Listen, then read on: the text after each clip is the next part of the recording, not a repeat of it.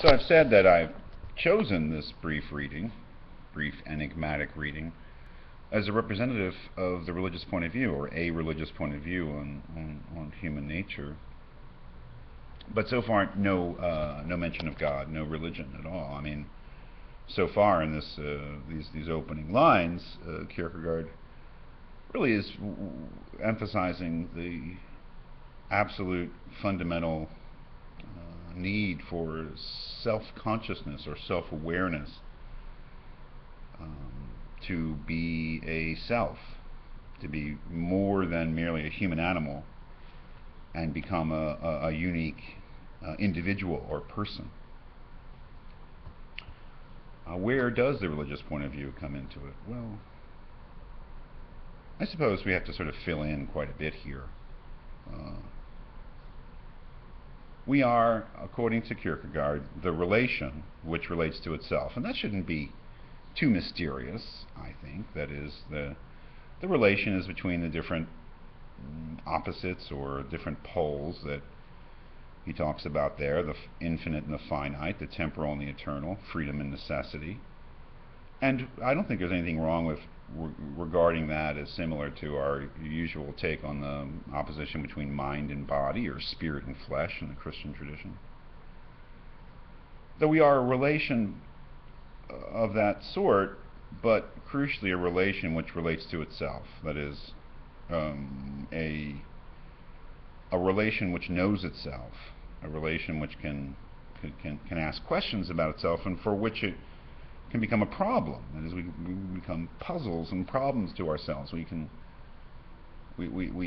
ask questions about ourselves, and the rest of the reading, I suppose, is really maybe the most fundamental question we ask ourselves. He says, such a relation which relates to itself, a self, must either have established itself or have been established by something else. Well, that's, again, his very particular and perhaps peculiar way of talking about things. We human beings, or we human individuals, or human persons who are spirit, in his way of talking about it, can ask questions about ourselves, and once we sort of do become conscious of ourselves and begin to ask questions about who we are, we can ask questions about our origins. We either established ourselves, or we were established by something else. And that established itself thing is a certain, I don't know how you would choose to interpret that. There is a sense in which, in existentialism, Sartre's existentialism, in which human beings do establish themselves. They determine who they are. There is a sense, of course, in Darwinism, in which they are established simply by the chance laws of nature, evolution by way of natural selection.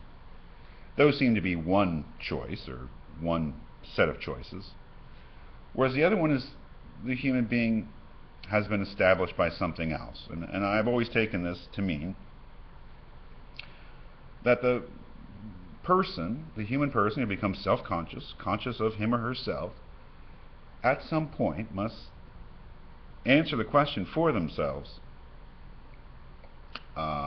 whether they established themselves or were simply the result of kind of a chance accident, or whether they're established by something else. So something else obviously being a reference to a creator, God.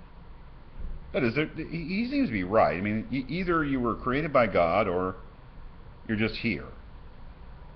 And sort of maybe the other choice is Sartre's existentialism. That is, I think that question, that he's asking there in that statement is, the implied question, is a fundamental question. That is, each one of us has to sort of decide what sort of world we live in, what our origins are, if we have an ultimate purpose, and so much of that is really the question of whether you really think God exists. For Kierkegaard, there are very definite ramifications according to how you answer the question. He continues and says, if the relation which relates to itself has been established by something else, then of course the relation is the third term. And that's just a logical thing. You know, if you think about a relation, you've got three terms. You've got the two things related, and you've got the way that they relate, or the relation itself. But then this relation, the third term, is a relation which relates in turn to that which has established the entire relation. It just sounds confusing again. But let me read it one more time. If the relation which relates to itself has been established by something else, then of course the relation is the third term.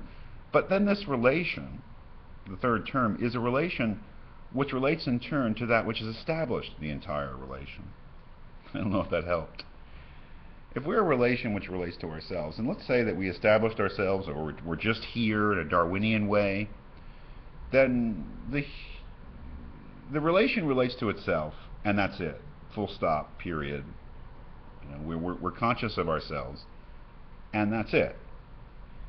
But if we are established by something else, then he says we're a relation which, in relating to ourselves, in turn relates to that which is established the entire relation. That is, if we live in a world without God, and we might, you know, then in being conscious of ourselves, we are only conscious of ourselves. It stops there.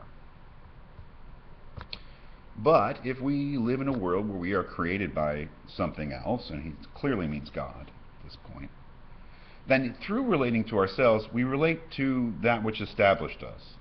And this complicates the matter, and it really leads to the whole book, which is a description of the stages of awareness of this relationship with God, this way that through relating to ourselves, we relate to that which has established us. He says, such a derived, established relation is the human self. So for Kierkegaard, and he doesn't argue this in the book, he doesn't argue that God exists. In a way, Kierkegaard thinks that consciousness of self leads to consciousness of God. Doesn't need to argue that God exists. We sort of can see or know that God exists through our experience of ourselves, but he simply says it dogmatically. Such a derived, established relation is the human self, a relation which relates to itself, that is self-conscious, and in relating to itself, relates to something else.